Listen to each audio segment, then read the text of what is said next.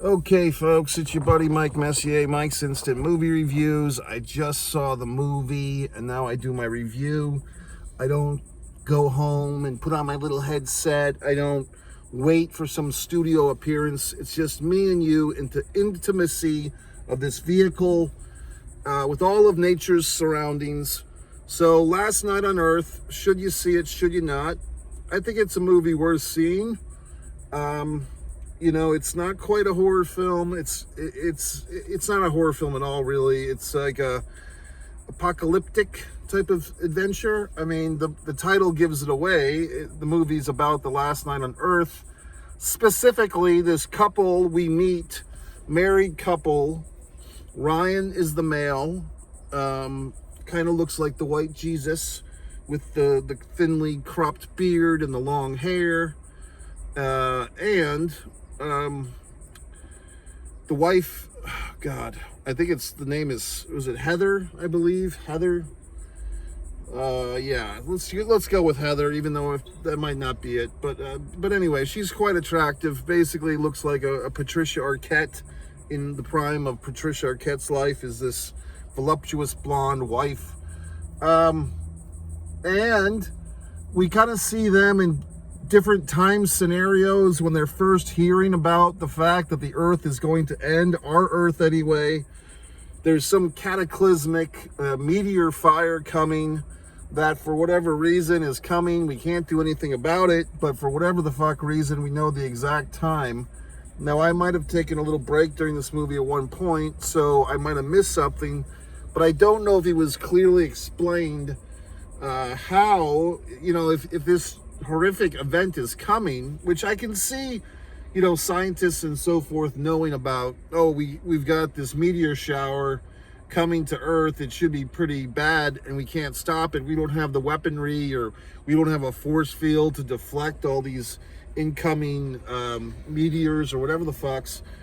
I can see where that would be something that human beings could see coming, but I don't know if about to the minute. I don't know if you could actually say, well, to the exact second, which this movie's trying to sell us. So then we kind of find out, we hear they did a nice technique with this movie where the characters are kind of putting on the radio, like you're in deep shit when you have to put on the radio. Like, that's when you know that the whole world's gone to fuck, when you're putting on the radio for information. Like, that's mankind's last tool of communication is a radio. You might as well have a fax machine or a telegraph or whatever the fuck. So we hear on the radio that the world's governments are having a hard time patrolling people. People are picking up arms to defend themselves. There are food crises and crime and all this stuff. And our lovely couple there, spoilers by the way, at one point, she tries to off herself, the beautiful blonde Heather, I believe, tries to take herself out via suicide, via bathtub with the old razor on the wrist of the bathtub. And her loving husband does not allow her to die.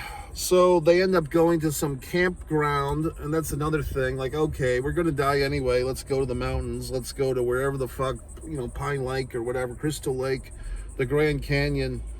And they meet these other folks, and it's kind of sad because we meet these families and so forth, the people that are preparing to die, and everyone's so convinced that this is actually going to happen that we find a family that's committed suicide. Their dog, runs around and finds our people, Heather and Ryan. We meet this Christian cult, Dee Wallace. I was trying to remember the wife's name, Levin, I think. The actress, Sarah Levin or Revan Levin, whatever the fuck, because she might have a future.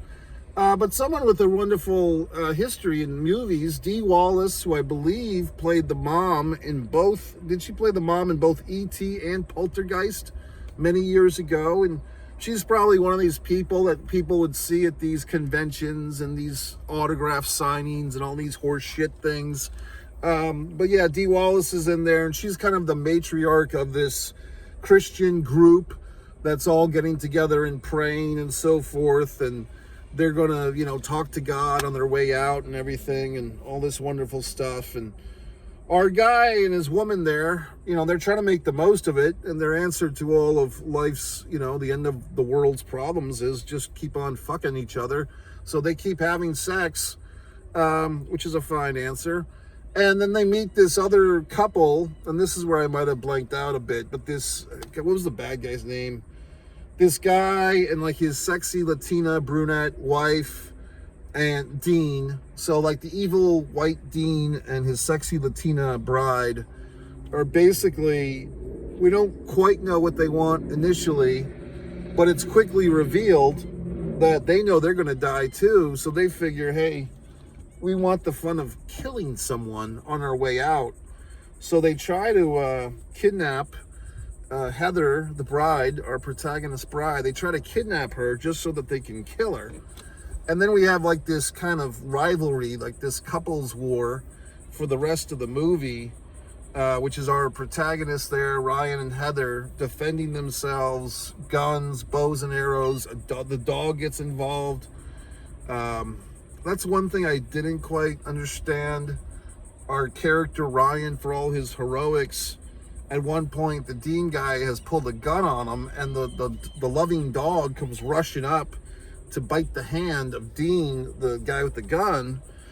Now at this point, I mean, Heather is really quite the feisty one. She grabs a shovel and bonks the Latina chick in the face with it, gonna bust her nose open, which seemed like a pretty good injury, but like just hours later, she's fine. There's some activity going on in this parking lot.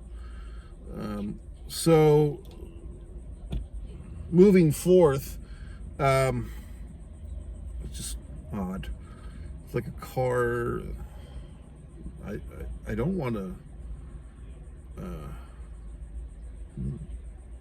It almost seemed like a prostitution pickup in the middle of this parking lot in broad daylight, but I could be wrong. Maybe they're just on a date. But like this vehicle was kind of pulling up on this woman in a sundress, and then they didn't let her in, and now they did. This vehicle that's pulling behind me now, the girl in the sundress got into the vehicle, but I guess they're fine. So anyway, yeah, so our protagonist there, Heather, bonks the Latina chick in the nose. Pretty good visual, and basically looks like she broke her nose, but then like hours later, it seems like they kind of forgot that she's supposed to have a broken nose.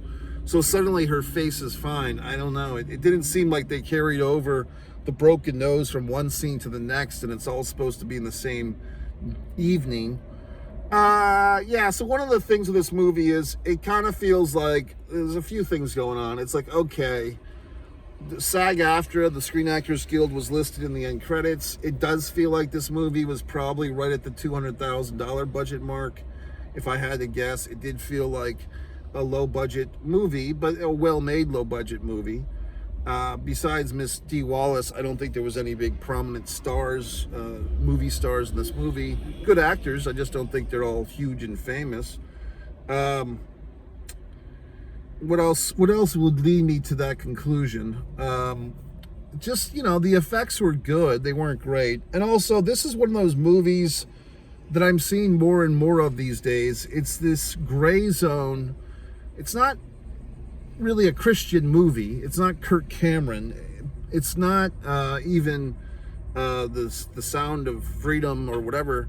But it's like there's these Christian thoughts that are coming through, sometimes not even in the best possible representation of the Christians. In this movie, this Christian cult or this Christian church, they know that they're on the way out too, so they commit basically a group suicide, eating poison ice cream, including Dee Wallace, including child characters. So, and then like the Dean bad guy character starts breaking into theology. Like that's when you know you're watching one of these gray zone movies, when like the antagonist, the bad guy, before he like does his big kill, kind of like the old Scooby-Doo cartoons where the villain pulls off a mask and he tells you why he did everything. These villains in these pseudo-Christian movies always feel the need to quote the Bible, you know, right before they kill somebody. And that gives the opening to the good guys to stop that attack. So we kind of have that here with our buddy Dean, the bad guy. But the female character, I mean, probably a twofold thing. The female lead character is written very strong in this, physically strong. She seems to be the one that's always like coming out on top. Like she's always the one shooting the bad guy and using a bow and arrow to kill the Latina girl. Like she's got all these cool scenes, and quite honestly, probably the most attractive female character in the movie, obviously. So, or actress. So, you know, that has that going for it. But then you have all these things like there's a cross, you know, that she wears. There's sex scenes. It's like, is this a Christian movie or not? I mean, you might have seen my review of the horror film Thorns a few months ago, all 16 of you that watched that video. And similar issue here. It's like, what is this? You know what I mean? But that's fine. I mean, people can do whatever they want with their movies. And I just don't know if this is supposed to be a Christian movie. Is this supposed to be a Christian movie that's appealing to everyone? Or is this supposed to be an everyone movie that's just got a little tip of the hat to Jesus? I don't know the answer. I'm not the filmmaker on this one. I'm just saying it's up there. But I mean, I do kind of feel like this movie did a fairly good illustration of what you would imagine the end, like if for whatever the fuck reason we knew the date to the second of when this earth was going to end. I think it's pretty spot on. I mean, close. I think people would be taking up arms. I think there would be some suicide cults. I think there might be more people who would be doubting it.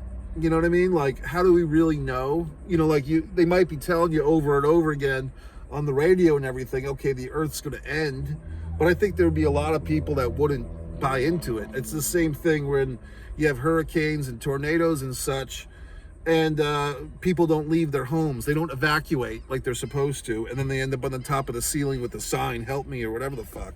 Not to pick on those fine folks, but that's what happens. I mean, a lot of people don't want to leave their homes in these situations because they'll believe it when they fucking see it, right? When the fucking water's up to their knee, then they'll realize there's a flood coming. So I just don't know.